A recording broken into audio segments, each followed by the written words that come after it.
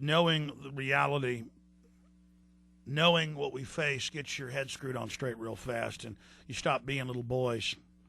And I see men out there who are perpetually little boys. I see these men will cut you off in traffic and bulge their eyes out at you, but a cop pulls them over, they'll wet themselves. I see these men out there strutting around, sticking their chests out with a 12-pack of beer, walking out of a store.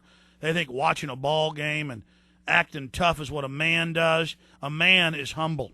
A man takes care of his family. A man knows the environment he lives in is informed. And a man is involved and understands history.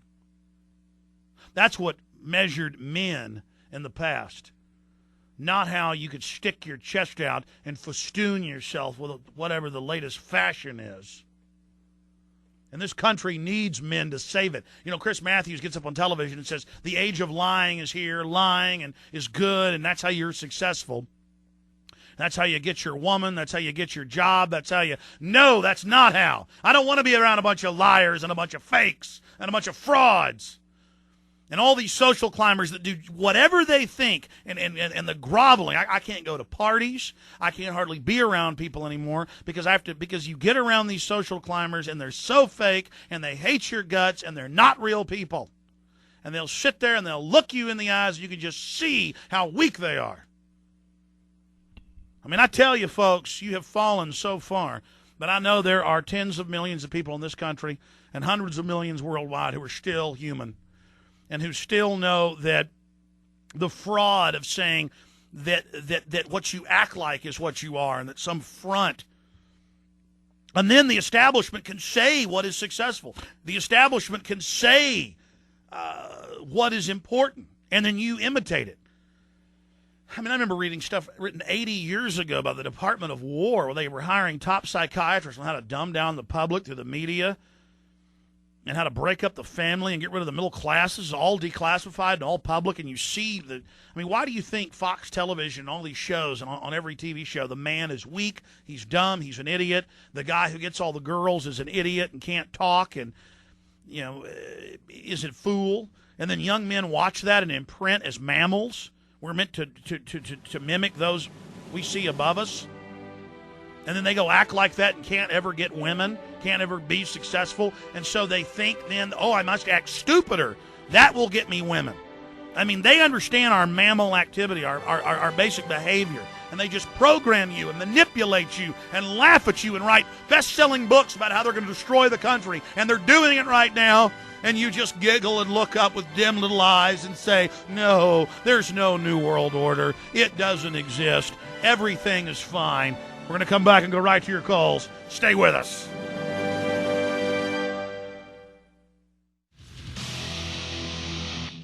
I just walked down the hall to get a cup of coffee. And what did I see? Lewis Black, that's a fake name, by the way, a carpetbagger that came into Austin decades ago and set up the Austin Chronicle. And what's it got? A giant cover story about how we need to attack the Second Amendment.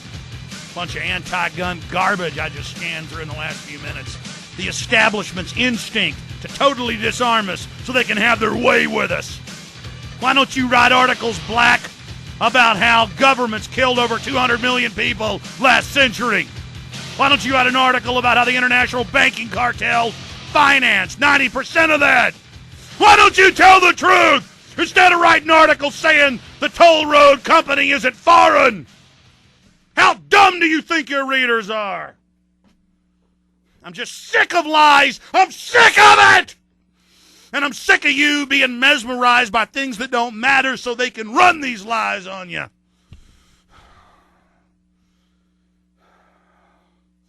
I said I'd take calls, and the phones are loaded here.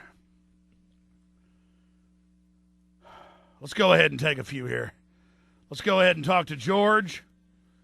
Well, he's not first here. Let's talk about let's talk to Kyle and Bastrop first, right around Central Texas. You're on the air. Go ahead.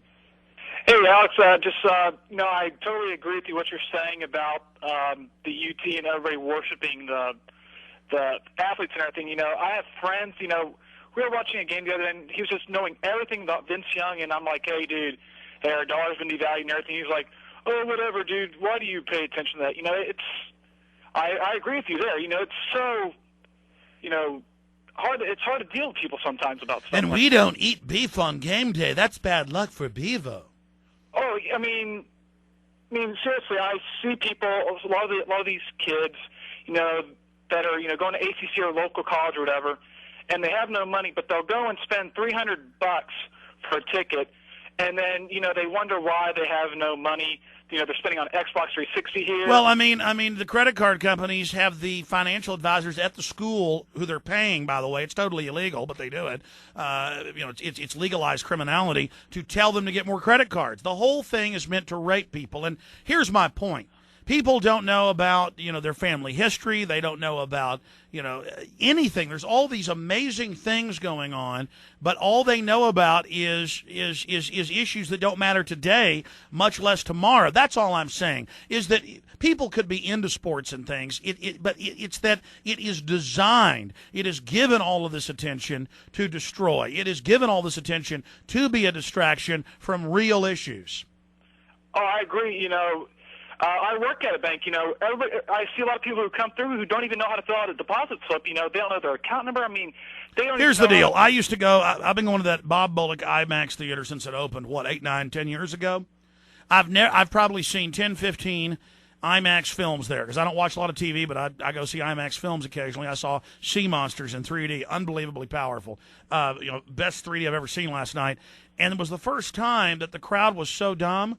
I tried to tell them don't throw their glasses, the 3D glasses, in the trash. They thought the trash can was the place to put them. And I didn't argue. I just watched everybody line up. And I told them, no, guys, the bucket's out in the hall. But they didn't used to do that. That's the point. Everyone's unraveling. It's like they're zombies. It's like Attack of the Living Dead, man. And they've all got Bevo shirts on, and they're all throwing them in the trash can because, listen, less than 4% of Americans now read a book in a year. I mean, they just are made to be raped, folks, and the government's totally bought and paid for. I appreciate your call, man. Here's another example. They play little games with you. They have this big national blitz on radio and TV right before the Iraq War going, the dirty Frenchies want some of the weapons and building contracts, but they didn't support the war. Americans, are we going to give that to dirty Frenchies? No, dirty Frenchies. All right, everybody knows the dirty, freedom fries, all this, I'm not going to drink red wine anymore, all this stuff. And they go, that's right. That's why Halliburton gets no-bid contracts.